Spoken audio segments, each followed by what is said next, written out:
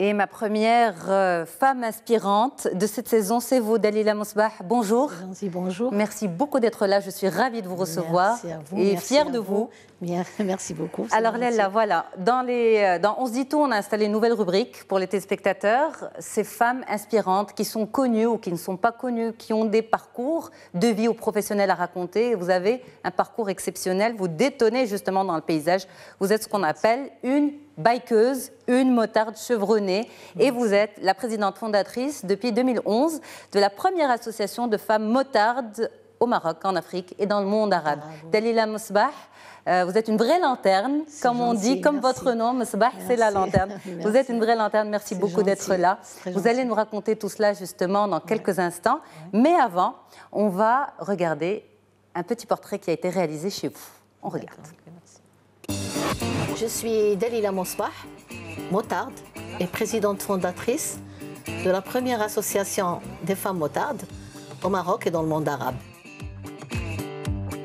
Cette passion, elle est née depuis mon jeune âge, depuis que j'avais 16 ans. J'étais motarde avec mon mari, on faisait de la moto ensemble. Durant notre séjour aux États-Unis, on faisait des sorties et là, on rencontrait des femmes toutes seules qui venaient de partout. J'ai eu l'idée de venir et de créer l'association au Maroc. Maintenant, on est arrivé à 16 membres. J'habite à Dar Bouazza, ils me rejoignent ici. Ici, c'est leur bureau. Et de là, on fait des sorties. La plupart des événements, ils nous appellent pour inaugurer, pour donner le départ. Dernièrement, on a fait Walidia, on a fait Marrakech. Après, on va faire Souera. Nous sommes en train de préparer la 8e concentration internationale de moto à Marrakech, à l'occasion de la Journée mondiale des droits des femmes. Et là, les motards, ils viennent de partout. C'est la grande fête, 3 jours de fête. Les fonds qui restent, on les réserve pour les actions sociales. Mais malheureusement, ce n'est pas suffisant.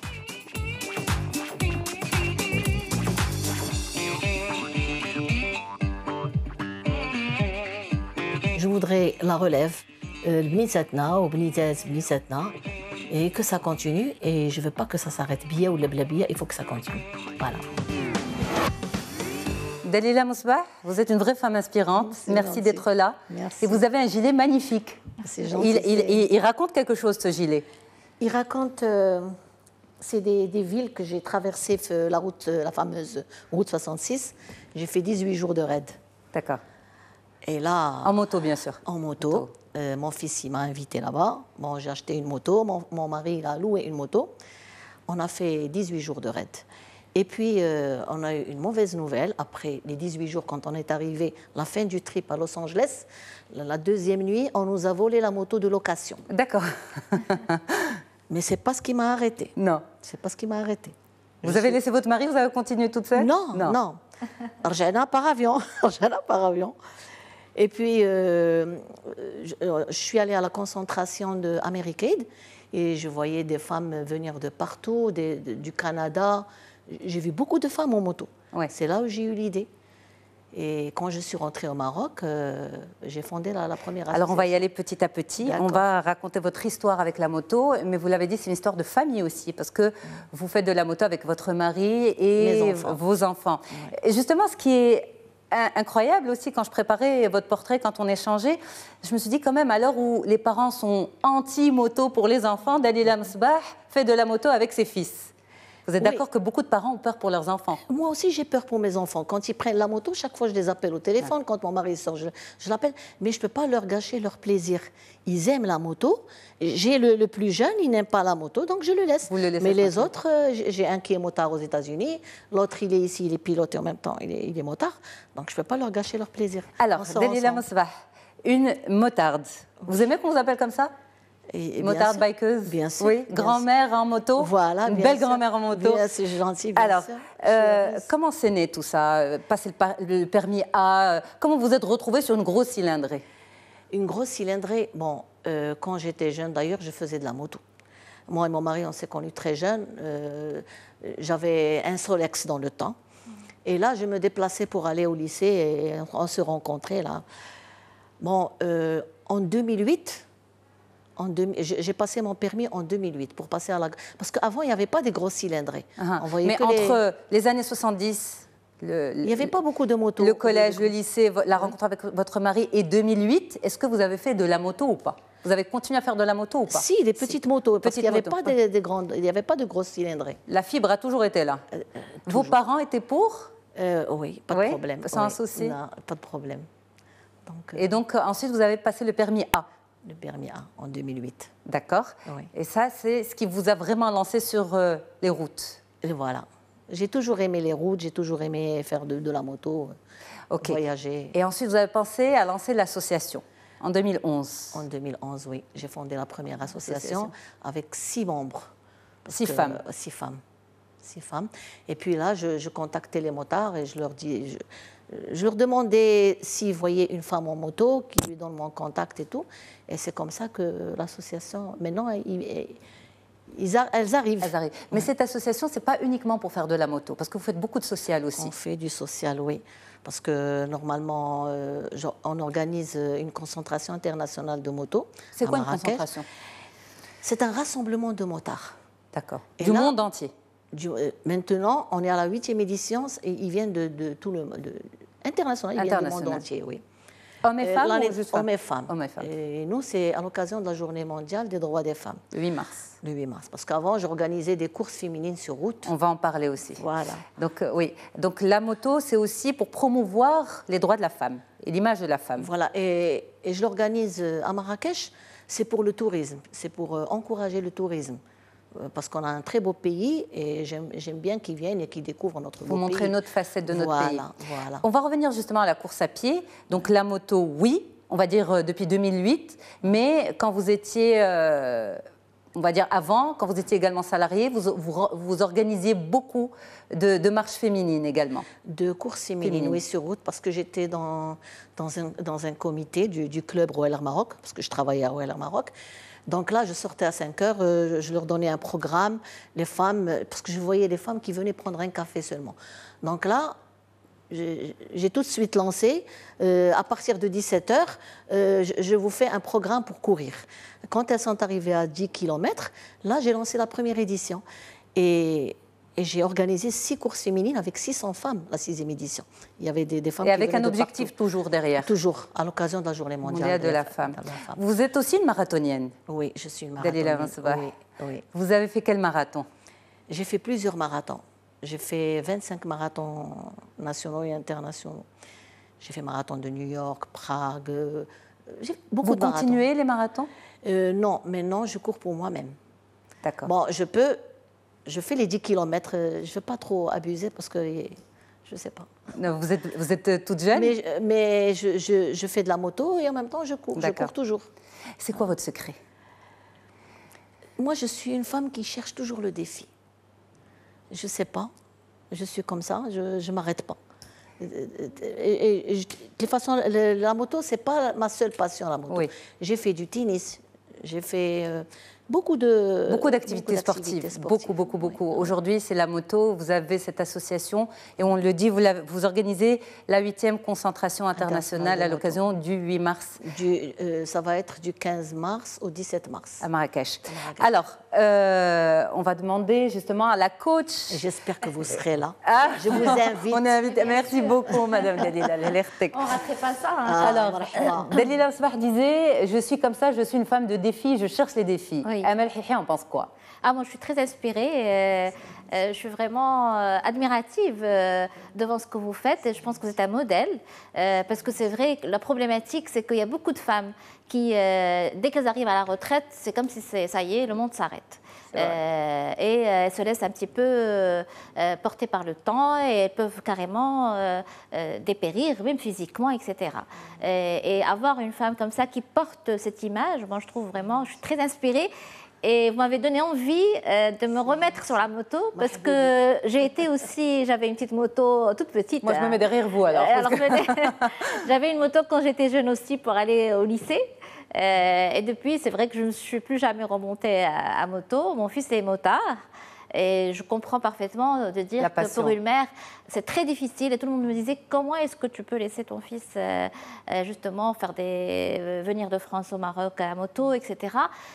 Et moi, je me suis dit, c'est vrai, il y a ce côté de mère protectrice, mais il y a aussi ce volet de... Il faut laisser les gens vivre leur passion.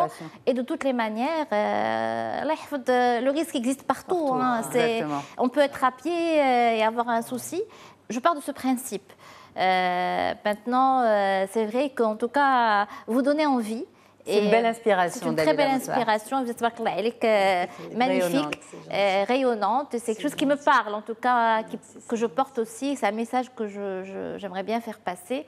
Et votre appel à ce que des femmes prennent ce chemin-là, j'espère qu'il sera entendu, parce que je pense que ça vaut le coup.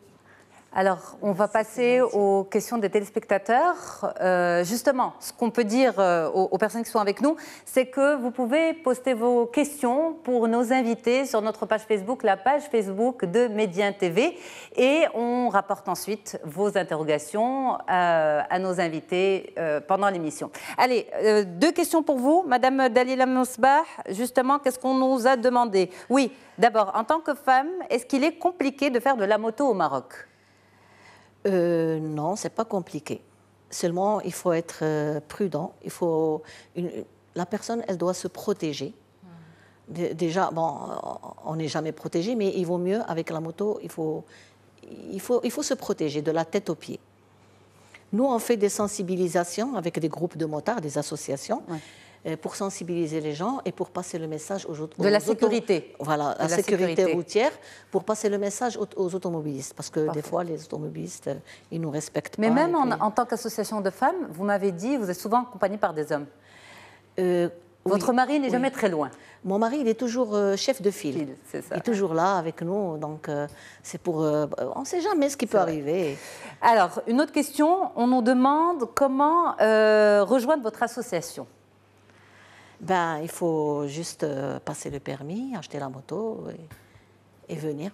Et venir. Voilà. Mais comment? Vous avez un site, vous avez une page Facebook? Oui. missmotomaroc.com. On a un site, oui. Et on a une page Facebook, Miss Moto Maroc aussi. Parfait. Docteur Achaf Oudriri, inspiré? Oui, énormément. Et je trouve que Madame Dalila a bien résumé en un mot le défi. Elle se trouve tout le temps des défis pour alimenter cette lanterne pour qu'elle ne s'éteigne jamais. Donc c'est bravo. Hein. Merci, c'est gentil. Je n'ai pas parlé des marathons des sables. J'ai participé à 3 éditions et j'ai terminé, même en pleurant. Hein. Et j'ai terminé avec 50 degrés de chaleur et un sac à dos de 20 kilos. Ça, c'est pour le marathon des sables. 280 km en 6 jours. Une étape de repos. Donc, comment on peut vous résumer, Dalila Mosbah, une femme de défi? Défi. Défi. Défi. En tout cas, Mosbah est bien là, notre lanterne. Gentil, merci beaucoup, Dalila Mosbah, Miss Moto Maroc, présidente fondatrice de la première association de femmes motardes au Maroc, en Afrique et dans le monde arabe.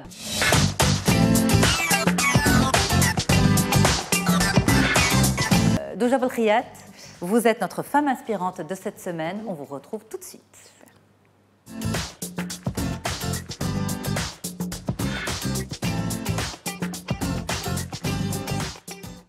Influenceuse et entrepreneur, Douja Belkhiyat est notre femme inspirante. Elle est là avec nous. C'est un plaisir de vous recevoir. Merci d'être là. Merci de m'avoir invité. Alors, vous allez nous raconter votre histoire dans quelques instants. Vous étiez dans la finance, Vous avez tout laissé tomber pour passer à autre chose. Vous êtes blogueuse, influenceuse, mais vous êtes également femme d'affaires. Alors, votre quotidien en images tout de suite. Je suis Douja Belkhiyat, influenceuse sur les réseaux sociaux et entrepreneur. J'ai été banquière pendant plus de 9 ans en finance de marché. J'ai lancé il y a 5 ans un compte Instagram destiné à la mode, beauté et lifestyle. Et par la même occasion, j'ai créé une petite entreprise de décoration de buffets thématiques. Il n'y a pas de journée type. De manière générale, je me lève le matin. Premier réflexe, je consulte mon téléphone portable pour vérifier mon compte Instagram, répondre aux messages, répondre aux différents emails. Ensuite, je prépare mes filles, direction l'école. Par la suite, ma journée est rythmée par mes différents rendez-vous. Je réponds à mes appels téléphoniques, à mes emails. Il peut y avoir des événements ou des déplacements aussi, des voyages. Donc fin de journée, moment familial. Et avant de dormir, dernier petit check sur mon téléphone. Ce que je fais aujourd'hui est né d'une passion. Donc j'ai créé mon compte Instagram il y a 5 ans comme un petit échappatoire de mon quotidien financier. J'ai réussi à créer une communauté très engagée, qui me suit, qui me motive au jour le jour. À travers le partage de mon quotidien, j'arrive à toucher et influencer influencer positivement ma communauté. Ce sentiment me pousse à m'investir davantage dans d'autres sujets de société, autres que mode et beauté, qui pourraient intéresser la femme marocaine moderne. Ce métier me passionne, je ne sais pas combien de temps ça peut durer, mais je sais que dans les prochaines années, ça peut aboutir à des projets dans le milieu de la mode, du conseil ou du lifestyle. Mon message s'adresse à la femme marocaine, lui dire qu'elle est multiple et capable de faire plusieurs choses à la fois. Elle est femme, mère, entrepreneur, autonome, indépendante et surtout qu'elle peut être fière de ce qu'elle est. Eh bien, merci beaucoup d'être là justement pour nous raconter. C'est motivant, Marie, absolument. C'est une influenceuse, hein, elle sait parler aux gens quand même. Ça fait plaisir en tout cas. En tout cas, merci d'être là. Justement, on va commencer par le jargon. Oui. Blogueuse, influenceuse, ça veut dire quoi? Ben, je dirais, moi, je suis plutôt influenceuse. Une blogueuse tient un blog. Donc, un blog, c'est un site web sur Internet qu'une personne peut nourrir à travers des articles. Aujourd'hui, les gens s'intéressent plus à l'image, à la vidéo. Donc, on délaisse un peu plus le nom de blogueuse pour dire plutôt influenceuse. On influence les gens dans leur quotidien. Alors, justement, moi, je suis intriguée par ce monde. Comment on arrive à se positionner en influenceuse? Vous l'avez dit, vous avez commencé au départ par... c'est né d'une passion, exactement. C'est né d'une passion, voilà. C'était l'échappatoire de la exactement. finance. J'étais dans un milieu financier où je ne pouvais pas vraiment m'exprimer, que ce soit d'un point de vue vestimentaire ou autre. Donc, j'avais créé ce compte Instagram-là pour vraiment m'échapper, donner plus de vie à mon amour pour la mode. C'est ça, donc, mais au départ, c'était quoi? C'était j'ai envie de m'amuser? C'était juste partager mes looks, partager des bons plans. C'était vraiment orienté mode et beauté, partager un bon plan pour un rouge à lèvres ou autre. Mais ce n'était pas pensé, je vais influencer, je vais me positionner en influenceuse. Du tout, c'était vraiment pour l'amour du partage. Je voulais partager ces choses-là. Donc j'avais une petite communauté qui a pris de l'ampleur petit à petit. J'avais un compte fermé au départ. Après plusieurs années, donc j'ai commencé en 2013, après plusieurs années, ça a commencé à attirer certaines marques qui désiraient collaborer avec moi. Donc du coup, j'ai ouvert mon compte. Et voilà, et donc aujourd'hui, j'en fais un métier. Et en fait, justement, à votre avis, qu'est-ce qui attire les autres à vous suivre? Qu'est-ce qui fait que vous êtes aujourd'hui suivi? Ben écoutez, on est des personnes accessibles comme tout le monde. On a étudié, on a travaillé, on a des enfants, on est des personnes lambda. C'est-à-dire on n'est pas des célébrités, donc les gens peuvent s'identifier plus facilement à nous. Vous n'êtes plus des personnes lambda, c'est ça? Voilà, exactement. C'est-à-dire, non, mais les gens peuvent nous suivre, s'identifier à nous, peuvent aller aux endroits où on va, peuvent porter ce qu'on porte. Pour elles, on est plutôt accessible. Et c'est ce qui pousse vraiment les gens à nous suivre et à... Voilà. Et à être avec nous sur le plateau aujourd'hui. Alors, vous avez quitté le monde de la finance. Oui. Pourquoi, justement? Ben, écoutez, ça devenait assez pesant. J'avais des horaires très, très prenants, donc c'était très difficile à conjuguer, ma vie de famille. Je suis maman de 2 petites filles. J'ai lancé aussi une petite affaire il y a 3 ans. Donc, conjuguer le tout, j'y arrivais à un certain moment, mais d'un point de vue santé, c'était un peu difficile à gérer. Donc, j'ai dû faire des choix. À un moment, on se dit, si on peut vivre notre passion, ça n'a pas de prix. Donc, pourquoi pas se lancer et essayer d'entreprendre. Justement, le fait d'être devenu célèbre, en quelque sorte, à travers les réseaux sociaux, parce que vous l'êtes, c'est ça qui vous aide aussi dans vos affaires aujourd'hui? Est-ce qu'une influenceuse est en quelque sorte une femme d'affaires? Ben, je dirais oui. Après, tout dépend de ce que l'influenceuse peut en faire. Moi, aujourd'hui, je suis suivie par une communauté qui me suit, qui me fait confiance, qui me motive. Donc, c'est une responsabilité aussi pour moi de pouvoir leur donner assez de contenu crédible pour pouvoir justement nourrir cette communauté-là. C'est-à-dire on a un public, on doit être présent tous les jours, donner un peu de notre quotidien, un peu de notre intimité et aussi partager des bons plans et des bonnes affaires. Voilà, mais justement, est-ce que ça devient aussi une autre façon d'être femme d'affaires? Parce que, bien sûr. Voilà, parce que, en quelque sorte, vous vous mettez en scène, vous montrez des choses, vous représentez des marques, etc. Donc finalement, il y a du business, il y a des contrats, il y a une stratégie derrière. Exactement. Quand une marque nous contacte, elle nous fait confiance pour représenter son produit. Et après, à nous aussi de mettre en avant ce produit-là et d'en parler sur les réseaux sociaux, si on en est satisfait, bien sûr. Parce qu'on n'est pas là juste pour faire de la publicité et être payé pour ça. On teste le produit, on en parle à travers notre communauté. Alors, on va jusqu'où, justement? Parce que les influenceuses, surtout les femmes, vous le dites, elles se mettent en scène. Vous vous mettez en scène, vous mettez en scène votre vie de famille. Pas nécessairement, ce n'est pas vraiment une mise en scène. Moi, c'est vraiment né d'une passion. C'est-à-dire, je partage des moments de ma vie. Ce n'est pas vraiment une mise en scène. C'est-à-dire, ça va vraiment être, je vais essayer d'être le plus authentique possible, le plus naturel. Ces personnes-là nous suivent justement pour avoir un peu de nous, pour avoir un peu de notre expertise, on va dire. Mais jusqu'où on va? Vous avez par exemple partagé une fois une photo de vous en salle d'accouchement avec votre bébé qui venait de naître en disant écoutez, il ne faut pas se fier aux réseaux sociaux, aux dictats de la mode, de la beauté sur les réseaux sociaux. On peut aussi être une femme comme ça en sueur dans un moment aussi fort avec son bébé dans les bras.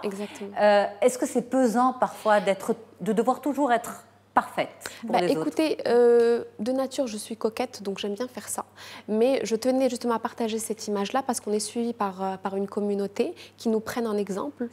Donc je voulais vraiment insister là-dessus pour dire, il y a des personnes qui me disent « Ah, tu es tout le temps belle, tu es tout le temps bien coiffée ». Donc je voulais surtout mettre un point d'honneur sur ça pour dire « Oui, on se maquille, on se fait jolie, mais on n'est pas comme ça tous les jours. On a une responsabilité envers notre communauté. On n'est pas là pour se faire passer pour quelqu'un d'autre.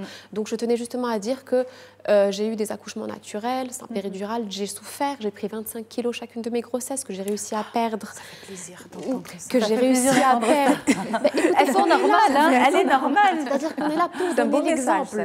Donc, j'essaye vraiment d'orienter, c'est-à-dire au-delà du monde de la beauté, de la mode, d'essayer de faire passer les bonnes valeurs. J'ai pris 25 kilos, je les ai perdus à travers mon allaitement. J'ai allaité chacune de mes filles une année. Donc, je voudrais vraiment passer des messages forts. On n'est plus juste sur la forme, mais sur le fond.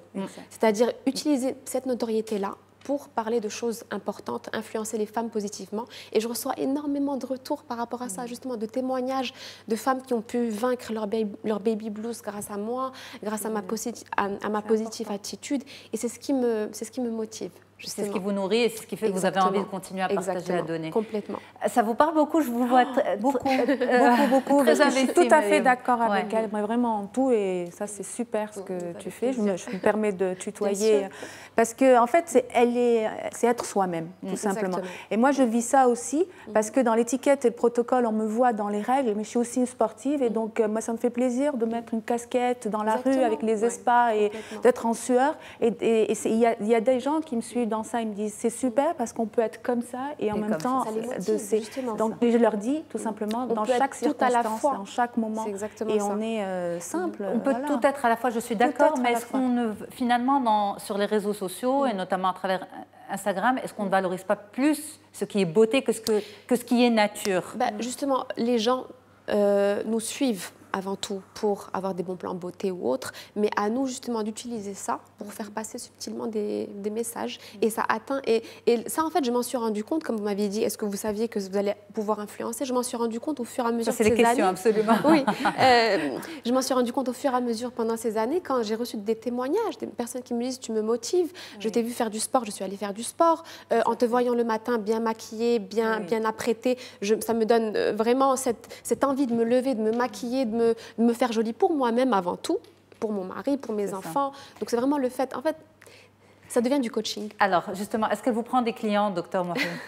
Pardon? Est-ce qu'elle vous prend des clients, Doja? Non, elle motive, elle inspire, je les prépare. Non, c'est juste, il y a un mot qui n'a pas été des patients plutôt. Non, c'est-à-dire, il est un modèle, modèle qui est accessible. Parce que généralement, le problème, c'est l'accessibilité du modèle.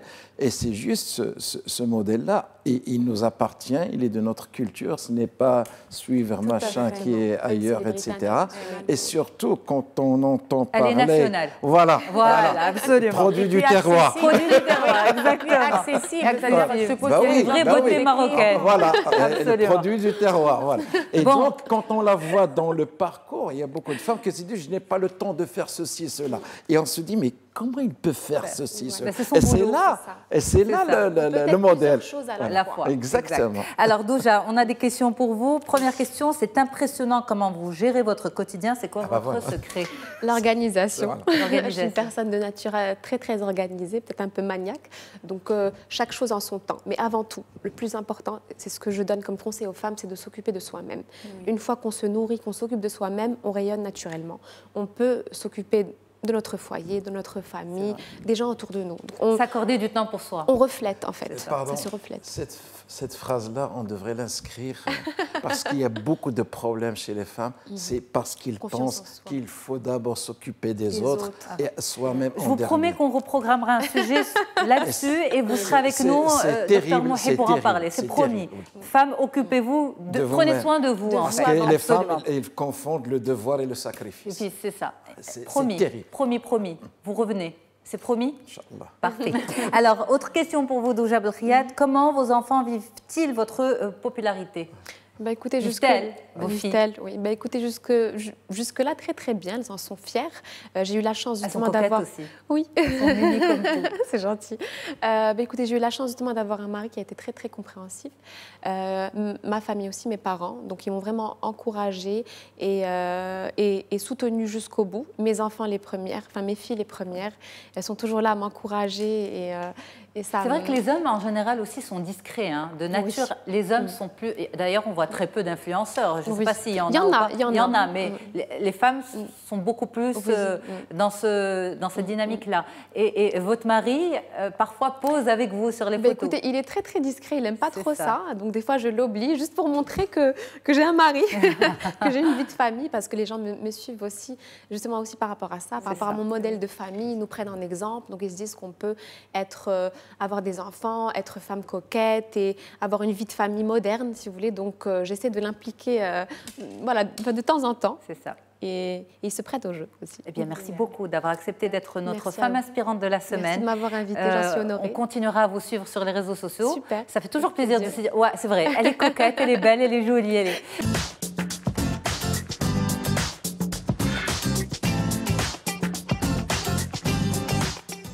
Yasmina Oudghiri, on vous retrouve, vous êtes coach et le burn-out, ce n'est pas que pour les autres, on en parle avec vous tout de suite. Mais avant, le burn-out, c'est quoi exactement? Définition avec un spécialiste. Par rapport au syndrome du burn-out. Donc c'est une terminologie anglo-saxon et c'est une terminologie dont la traduction est un syndrome d'épuisement professionnel. Le burn-out en soi, ce n'est pas un état, c'est une évolution à terme d'un processus d'épuisement lié strictement au travail. Parmi les profils des gens qui sont dans le burn-out, ce sont des gens qui sont dits forts. Parce que ces gens-là, on les surcharge comme des chameaux. Ah, il dira rien, il est capable, il ne va pas m'embêter au bureau, il sait se débrouiller, il va lire, il va trouver, rajoutons un peu. Donc, ce n'est pas une question de fragilité. C'est une question tout simplement d'une indigestion le long du parcours du travail. Ça arrive à monsieur tout le monde. J'ai eu des patients, surtout des femmes. C'est-à-dire, il y avait dans mes consultations plus de femmes que d'hommes.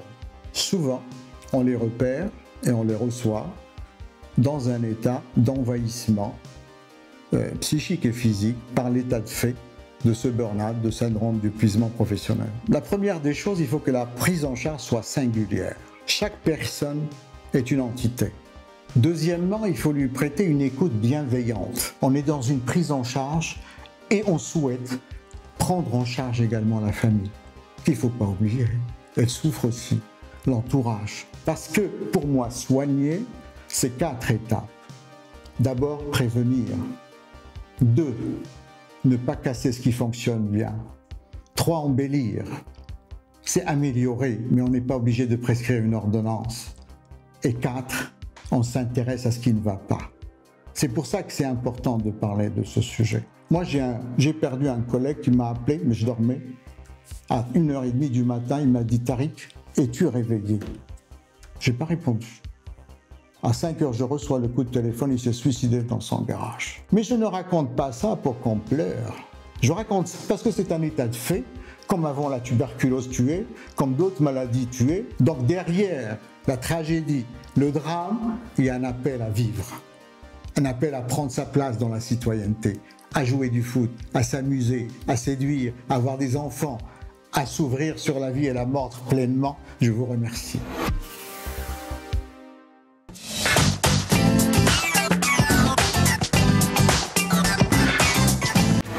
On est dans une ère où tout va vite, où c'est rapide, où tout se transforme, où on change d'avis très rapidement. Donc garder le même boulot toute une vie, je pense que c'est un peu difficile. Non, ça m'étonne bien fort. Oui, avec la nouvelle génération, c'est un petit peu ennuyeux. Et je ne pense pas que ma fille va rester jusqu'à la pension. Ça m'étonne bien fort. Avoir un travail pour la vie en 2018 est quelque chose de plus en plus rare en entreprise.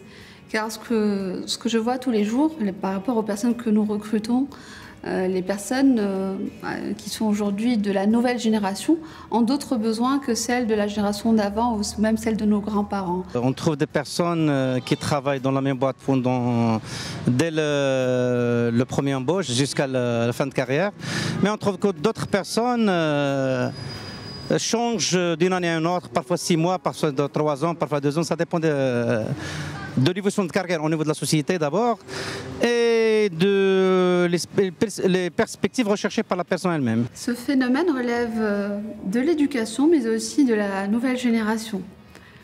L'éducation de nos parents fait que certaines personnes ont toujours vécu avec l'idée qu'il fallait avoir un job for life ou un travail pour toute la vie. Et avec cette éducation-là, ça fait que c'est bien inscrit dans leur esprit. Ils ont un comportement d'entreprise qui fait qu'ils vont y passer des dizaines et des dizaines d'années, voire jusqu'à la retraite. Et d'autres personnes, toujours dans la même génération, peuvent complètement changer de carrière, changer d'entreprise très très rapidement selon leurs envies. Pour moi, je pense que je ne vais pas garder le boulot jusqu'à la fin de la retraite. Si qui risque rien, il n'aura rien à la fin parce qu'il faut risquer pour trouver des... On a vu des exemples dans le monde entier, ils ont changé leur vie avec une décision et ils ont maintenant réussi leur vie bien que rester dans son bureau, faire le travail et attendre 10 ans pour avoir une augmentation, une petite augmentation. Sur le plan organisationnel des ressources humaines, on voit que le taux d'attrition ou de départ est assez élevé chez les jeunes qui ont 1 voire 2 ans d'expérience. C'est surtout les personnes qui sortent de l'école très rapidement. Au bout de la première année, ils veulent déjà évoluer, ils veulent avoir un salaire beaucoup plus important. Ils se comparent souvent aux cadres qui ont passé quelques années dans l'entreprise. Ce qui fait qu'ils sont à la recherche de ces opportunités-là. Et très très vite, ils sont vraiment infidèles et ils peuvent partir ailleurs pour choisir d'autres métiers, ou en tout cas pour évoluer.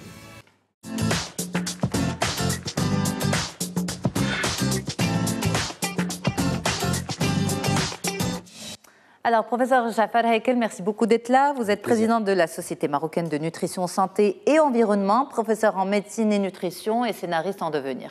C'est bien ça. J'espère. Merci beaucoup d'être là, professeur. Mais en tout cas, tant que vous êtes un scientifique, on vous garde, avec surtout plaisir. pour ce sujet qui est très important, celui de l'obésité infantile. C'est un véritable fléau. Et justement, les chiffres parlent d'eux-mêmes. On va en parler avec vous dans quelques instants, juste après cette animation. Excédent Bon Point, l'obésité s'explique par un déséquilibre entre les apports de nourriture et la dépense énergétique du corps. Dans le monde, elle concernerait près de 107 millions d'enfants et au Maroc, le phénomène toucherait 10,3% des garçons et 9,9% des filles âgées de 5 à 19 ans. Tous les enfants ne sont pas égaux face aux problèmes de surpoids. Certains peuvent manger en grande quantité et ne prendre aucun gramme, alors que d'autres grossissent au simple regard d'une part de gâteau. Et ce n'est qu'en calculant l'indice de masse corporelle que l'on peut savoir si un enfant est en surpoids. Les causes de l'obésité sont multiples et intriquées. Il peut s'agir d'hérédité et des prédispositions génétiques. Un enfant ayant des parents obèses aura beaucoup de chances de le devenir à l'âge adulte.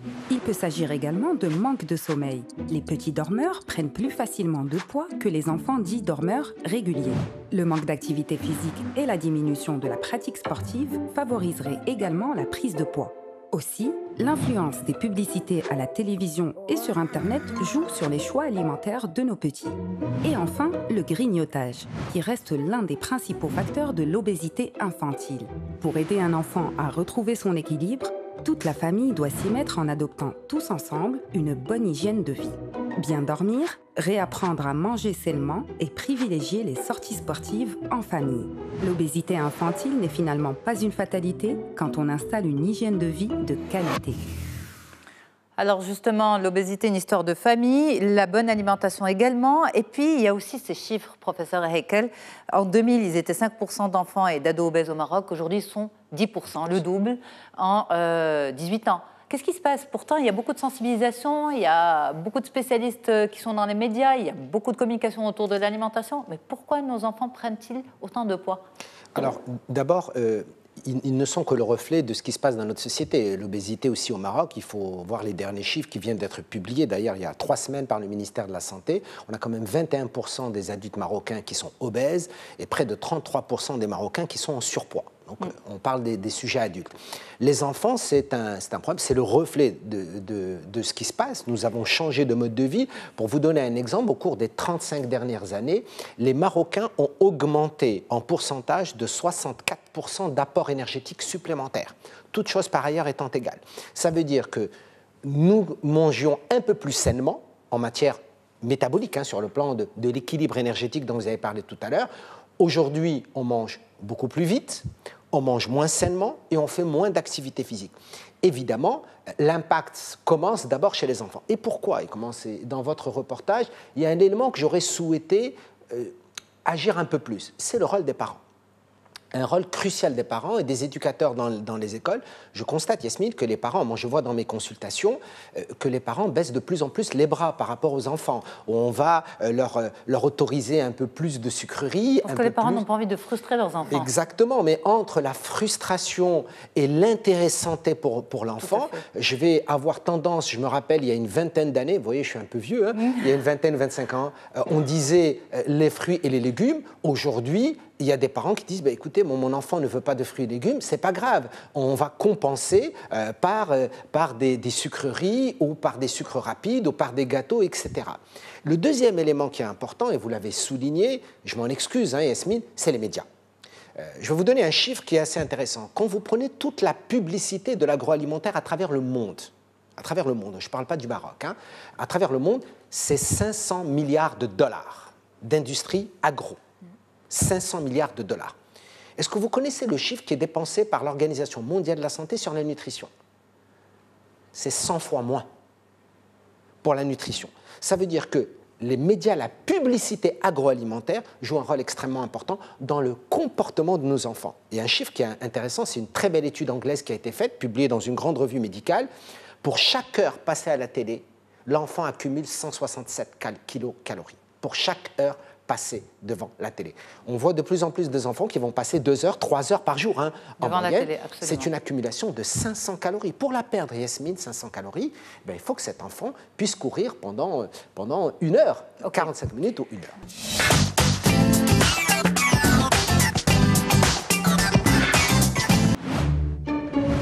Ça gratte, ça démange de la tête aux pieds. Quand le corps est envahi de plaques rouges, c'est le signe que l'eczéma en a pris possession. Cette pathologie est une réaction allergique de la peau parmi les plus répandues. Et au niveau esthétique, c'est la catastrophe. Car en effet, dès le début de l'éruption cutanée, l'individu voit apparaître sur sa peau des petites vésicules. Des plaques rouges délimitent ensuite les zones touchées et avec le temps, des croûtes de peau sèches envahissent l'épiderme. Le symptôme le plus désagréable reste celui des démangeaisons. Il peut même provoquer chez certains des crises d'angoisse. Les spécialistes, pour leur part, définissent l'eczéma selon 2 grands types. Le premier, dit atopique ou familial, atteint souvent les enfants avant l'âge de 5 ans et peut être transmis par l'un des parents porteurs du germe. Quant à l'eczéma de contact, il concerne généralement les adultes. Comme son nom l'indique, il apparaît au contact de matières ou de produits irritants. Il peut s'agir aussi d'irritants aériens comme la fumée de cigarette, le pollen ou les acariens. Le stress contribue également à la manifestation de l'eczéma qui revient ponctuellement par poussée. Il est conseillé aux personnes susceptibles de contracter un eczéma de privilégier les nettoyants de peau sans savon, de réduire le temps d'exposition au soleil et de porter des vêtements en coton au lieu des matières synthétiques. Et surtout, il est conseillé d'abuser des cures thermales. Et croyez-le, les résultats sont surprenants. Alors, les cures thermales, c'est une bonne idée? Ça vous fait sourire en tant que médecin? Ça me fait sourire parce que j'aurais tellement voulu que ce soit aussi simpliste en fait, qu'on puisse résumer aussi simplement le problème de l'eczéma, mais on ne peut pas parler d'un eczéma puisqu'il y a des eczémas dont la dermatite atopique qui vient d'être signalée, dont l'eczéma atopique, l'eczéma de contact, pardon, tout en sachant... Mais nous sommes une émission grand public. C'est très bien, donc voilà. Je vais essayer de simplifier quelque chose qui est compliqué. On a réussi grâce à notre animation. Très bien. Absolument. Déjà, ça donne une idée qu'il n'y a pas qu'un eczéma, qu'il y en a deux, mais malheureusement, il n'y en a pas que deux. Il y a plusieurs eczémas. C'est pour ça que vous êtes avec nous aujourd'hui, Dr Leila Ben Ammar, je vais essayer donc de transmettre en essayant de simplifier au maximum. Donc, effectivement, ils ont scindé un petit peu en deux problèmes. L'eczéma atopique, où l'eczéma, il y a une composante héréditaire, c'est-à-dire une prédisposition génétique, mais pas que, parce qu'il y a aussi des problèmes de barrières cutanées qui sont héréditaires. Il y a aussi des problèmes de l'environnement. Donc, il n'y a pas que des problèmes internes, mais il y a aussi des problèmes extérieurs. Il est vrai que le plus souvent, ça survient chez des enfants dont la manifestation commence à partir de l'âge de 3 mois. Mais pas que, puisque même l'adulte peut faire une dermatite atopique. Donc, on ne peut pas dire parce qu'il est jeune, il fait une atopie, et parce qu'il est adulte, il fait un eczéma de contact. Et un atopique peut faire un eczéma de contact. Donc, c'est très mitigé, c'est très compliqué. Alors, on y va justement petit à petit. Est-ce qu'un eczéma, c'est une allergie? Pas forcément. Alors, l'eczéma, c'est ça l'erreur? C'est une grande erreur. L'eczéma, c'est un symptôme, c'est une manifestation dermatologique clinique qu'on va percevoir. Le dermatologue, il va voir le patient, il va dire d'abord c'est quoi ces lésions que présente le patient. C'est pas parce qu'on a des plaques rouges vésiculeuses que c'est de l'eczéma. Donc déjà, il faut poser le diagnostic d'eczéma. Et donc quand on pose le diagnostic d'eczéma qui est juste un symptôme, c'est comme pour simplifier la toux. Quand on a une toux, c'est pas une maladie, c'est une expression clinique de plusieurs maladies. L'eczéma, c'est la même chose. C'est l'expression clinique de plusieurs problèmes, dont des problèmes d'allergie. Mais vous savez, sur certains sites internet, parce que c'est là où on va chercher l'information lorsqu'on prépare une interview, on parle de l'eczéma comme systématiquement une maladie et pas comme un symptôme. C'est une maladie. C'est décrit comme étant une maladie. Effectivement, c'est une maladie, mais qui n'est pas forcément allergique. Mais par exemple, lorsqu'on parle de la fièvre, on sait que c'est un symptôme, ce n'est pas une maladie. Là, c'est clairement écrit. La fièvre n'est pas une maladie, c'est un symptôme. Oui. Mais là, l'eczéma est décrit comme étant une maladie. Moi, je décrirais l'eczéma comme un symptôme, parce que nous, en dermatologie, on raisonne en lésions élémentaires. C'est-à-dire que quand je vais voir une plaque qui est constituée d'une certaine manière, je vais dire c'est une plaque d'eczéma. Après, la difficulté, c'est de savoir quel type d'eczéma et est-ce qu'il est allergique ou est-ce qu'il n'est pas allergique, parce que des fois, on peut se lancer dans des bilans paracliniques qui sont coûteux, qui ne sont pas forcément nécessaires. Celui qui est systématiquement allergique, c'est l'eczéma de contact. La dermatite atopique aussi, c'est une produits ménagers, nickel, etc. Beaucoup de choses, les eczémas professionnels, les eczémas avec les produits cosmétiques. Mais ça, c'est facilement repérable quand même pour le spécialiste. Parce que même le patient ou la patiente sait à quel moment elle a fait ou il a fait telle réaction. D'où la nécessité d'un bon interrogatoire, d'un bon examen clinique, éventuellement à compléter par des bilans, ce qu'on appelle, nous, les patch tests ou des tests dermatologiques, c'est-à-dire qu'on va mettre sur le dos du patient des produits, dont une batterie standard et des fois des produits qu'utilise le patient pour pouvoir dire est-ce qu'il réagit à ces produits. Exact. Mais lorsqu'on a des réactions positives, ça ne veut pas dire qu'il a réagi à ce produit. Ça peut être une sensibilisation ancienne. C'est assez compliqué, c'est-à-dire il faut faire un bon interrogatoire, un bon examen clinique, complété par des tests allergologiques lorsque cela est nécessaire. Mais par exemple, dans ce qu'on appelle, nous, les dermatites irritatives ou les eczémas irritatifs, c'est la plus grande partie des eczémas. C'est par exemple les gens qui ont toujours des mains qui sont sèches, qui sont abîmées, qui sont crevassées, qui sont fissurées. C'est de l'eczéma également, mais ce n'est pas un eczéma allergique, c'est un eczéma irritatif qui est dû à la manipulation de produits physiques ou de produits chimiques en permanence et qui fait que la plupart des gens peuvent vivre cette expérience, mais quand on va faire des tests allergologiques, ils seront tout à fait négatifs parce que ce n'est pas un phénomène allergique. Ok. Alors Leila Ben Ammar, justement, est-ce que le risque avec ça, c'est l'automédication? Parce que les gens ne viennent pas forcément consulter dès l'apparition d'une plaque. Il y a de l'automédication et donc ça peut compliquer la réaction et puis ça peut aussi retarder la prise en charge. Exactement, puisque le problème qu'on a justement, c'est que les gens s'automédiquent avant de venir consulter. Or, en dermatologie particulièrement, on raisonne en termes de lésions élémentaires, c'est-à-dire une lésion récente. Il faut qu'on voit une lésion tout à fait neuve, tout à fait récente, non manipulée ni par le traitement, ni par le temps, ni par les grattages, pour pouvoir faciliter déjà le diagnostic. Ouais, donc ça, va passer. En général, on dit ça va passer. Vous savez, l'eczéma, ça ne passe pas s'il n'y a pas une prise en charge en bonne et due forme. Ouais. Donc, le premier problème, c'est que voilà, automédication veut dire dénaturation des lésions ou aggravation des lésions. Et puis, on peut aussi avoir des aggravations en utilisant des produits inadéquats qui pourraient entraîner des surinfections des lésions. Donc, effectivement, là, à ce moment-là, je reçois souvent des eczémas surinfectés. Donc, je suis obligée de passer par l'étape de traiter l'infection, puis traiter l'eczéma, puis aller faire des analyses. Donc, ça retarde effectivement la prise en charge. Parfait. Madame El Helloul, ça vous fait réagir ce sujet? Oui, parce que j'en ai souffert il y a quelques années. Je sais que c'est très dérangeant, justement à cause des problèmes de grattage. Et aujourd'hui, avec bébé, c'est pas exactement l'eczéma, mais c'est des problèmes de peau et qui sont stressants parce qu'on ne sait pas comment s'y prendre. Donc c'est vrai que la vie médicale est très importante. J'évite de me prendre des médicaments ou donner des médicaments parce qu'on ne connaît pas les effets secondaires. Donc aller voir un bon médecin s'impose. Je vous voyais très intéressée par le sujet, Aïcha Lamanani également. Oui. Enfin, l'eczéma, c'est une maladie qui m'a toujours inquiétée. Vous en avez souffert? Non. Non, alhamdoulilah. Non, alhamdoulilah, j'en ai jamais souffert. Donc, je ne connais pas très bien les conséquences ou les traitements adéquats. Mais j'ai vu d'autres personnes souffrir avec et ça m'a interpellée. Alors, ça interpelle également nos téléspectateurs sur les réseaux sociaux. On y va pour une première question, docteur Ben Ammar? Allez, on y va. Parfait. Donc, les causes sont tellement nombreuses que cette maladie semble être une fatalité. Est-ce que c'est le cas? Non. Ce n'est pas forcément le cas. On peut avoir des formes assez sévères et assez récalcitrantes d'eczéma, il faut le dire. Mais par exemple, lorsqu'on a posé un bon diagnostic, déjà, est-ce qu'il s'agit de dermatite atopique ou d'eczéma de contact ou de dermite irritative ou autre type d'eczéma, on va gérer en fonction de chaque type d'eczéma. Maintenant, la fatalité, c'est de perdre patience et de ne pas suivre les consignes du médecin. Par exemple, dans le cadre de la dermatite atopique de l'enfant, il faut une hydratation à vie avec des produits adaptés, avec des gels douche adaptés, avec une certaine hygiène de vie que les parents ne suivent pas forcément. Quand ils voient que leur enfant va mieux, ça peut passer, c'est-à-dire que l'évolution peut se faire soit vers l'amélioration, la stabilisation ou l'aggravation. Ça dépend de beaucoup de choses, ça dépend de facteurs environnementaux et de la prise en charge.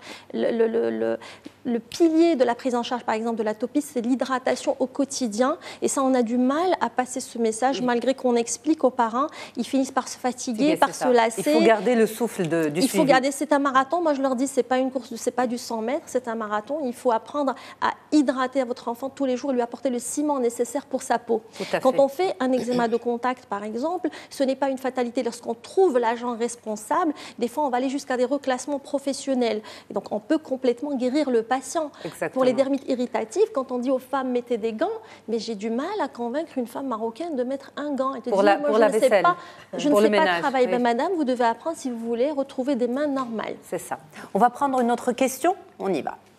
Rapidement, quand même. Alors, atteindre d'un eczéma dû au stress, la solution réside-t-elle dans un changement professionnel ou dans le traitement médical et ou psychologique? Est-ce qu'il y a des eczémas, je vais y arriver, dus au stress? Oui. Nous avons souvent des patients, en fait, l'eczéma n'est pas dû au stress, il peut être déclenché par le stress. On ne peut pas dire le changement professionnel, ça va être un choix du patient, mais il ne peut pas bénéficier d'un reclassement professionnel, sauf dans le cas d'eczéma de contact professionnel avéré. Sinon, moi je dis aux patients, s'il y a quelque chose qui vous dérange, on ne peut pas gérer votre stress à votre place. On peut l'aider, on peut l'accompagner, mais par exemple, moi j'avais vu le témoignage d'une femme sur une émission française, une émission de santé, qui était complètement guérie de son stress quand elle a changé son prénom. C'est une femme qui vivait très très très mal son prénom, et le jour où elle a changé, c'est ce jour-là où elle n'a plus d'eczéma. Et j'ai eu des patients qui sont bien. Donc il faut un accompagnement psychologique, vous pensez? Des fois, quand c'est nécessaire. Pourquoi pas? Parce que vous savez, vers ça? Très souvent, l'impact du système neurologique sur la peau est très important, parce qu'il faut savoir que la cellule qui a donné le cerveau et la peau, c'est la même cellule qui a été divisée en deux. Donc tout ce qui est neurologique retentit sur la peau et tout ce qui est cutané retentit sur le système neurologique. Il faut prendre en considération le profil psychologique et le côté psychologique des patients, c'est important. Merci beaucoup, mesdames. Merci d'avoir animé avec moi l'émission aujourd'hui, de l'avoir faite pour nos téléspectateurs. Je rappelle que j'étais avec Madame Lehlou, consultante en développement personnel et management et DG de Compétences Plus. Aïcha Lamanani, présidente de l'AFEM, Leïla Ben Ammar, dermatologue. Nous avons eu également le témoignage de Feyrouz Chbani, championne du Maroc en gymnastique, professeure de ballet fit Zumba et fondatrice du Bin Swim Run. Merci beaucoup, mesdames. C'était un super samedi matin avec vous. Merci. On se retrouve prochainement. Promis, vous revenez avec bébé cette fois-ci, Mariam? Inch'Allah. Parfait. Allez, très très bonne suite des programmes à toutes et à tous. Vous êtes avec nous sur Média TV. Merci à toute l'équipe en régie et à Tanger et à Casablanca, bien sûr, en passant par Rabat. Au revoir, à demain.